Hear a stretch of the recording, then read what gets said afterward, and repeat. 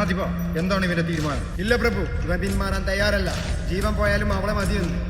ഈ തായ്വരയിലെ കന്യകയായ യുവതികൾ രാജാവിന് സ്വന്തമാണെന്ന് നിനക്കറിയില്ലേ? നിനക്കെന്തെങ്കിലും ബോധിപ്പിക്കാനുണ്ടോ? രാജൻ, അങ്ങേ ചെയ്യുന്ന തെറ്റല്ലേ. അവളെന്റെ നിർത്തൂ! ഈ തായ്വരയ്ക്ക് അതിൻ്റെതായ ആചാരങ്ങളുണ്ട്. അത് തെറ്റിക്കാൻ ആരെയും അനുവദിക്കില്ല. നിന്റെ വിധി എപ്പോഴേ തീരുമാനിക്കപ്പെട്ടു. സേനാധിപ, നാം ഈ നിയമലംഘകന് വധശിക്ഷ വിധിക്കും. ഇന്നോളം ആർക്കും നൽകിയിട്ടില്ലാത്ത ശിക്ഷ. ഇലാമപ്പായത്തിന്റെ വിഷയത്തിൽ ഇവന് മൃത്യുവിനുള്ള അവസരം.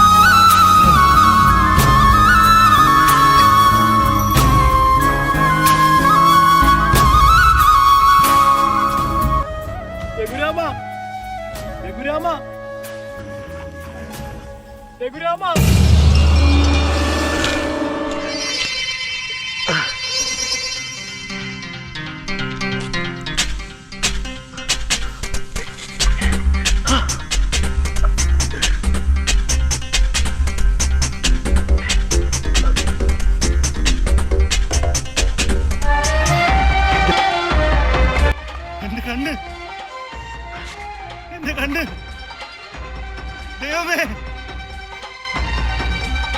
രഘുരാമ, രഘുരാമ,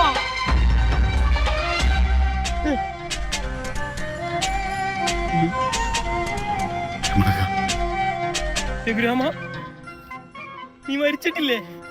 ഇല്ല രമണക, ഞാൻ മരിച്ചിട്ടില്ല. നിനക്കെന്നെ വിശ്വാസമുണ്ടോ രമണക? ഞാൻ നിന്നെ വിശ്വസിക്കുന്നു. എങ്കിൽ ഇലാമപ്പഴത്തിന്റെ വിത്താണ് നമ്മുടെ കാഴ്ചക്കുള്ള ഔഷധം. നീ പറയുന്നത് ആരും ഈ തായ്വരയിൽ വിശ്വസിക്കില്ല രഘുരാമ. ആരും വിശ്വസിക്കണ്ട. എന്റെ ഈ കണ്ണിന്റെ വെളിച്ചം ഞാൻ നിനക്ക് പകർന്നു നൽകട്ടെ. ഞാൻ എന്നെ തന്നെ നിനക്ക് തരുന്നു. കാഴ്ചയില്ലാത്ത ഈ ലോകത്ത് നിന്നെ എനിക്ക് നേരിൽ കാണണം. അരുണകിരണ ദീപം പാവക്കടലിനുദയമാവുന്നു. തിമിര നിരയിൽ ഇന്നാഗോളം കണവനയനമാവുന്നു. ശാപഗോപുരങ്ങൾ ചായും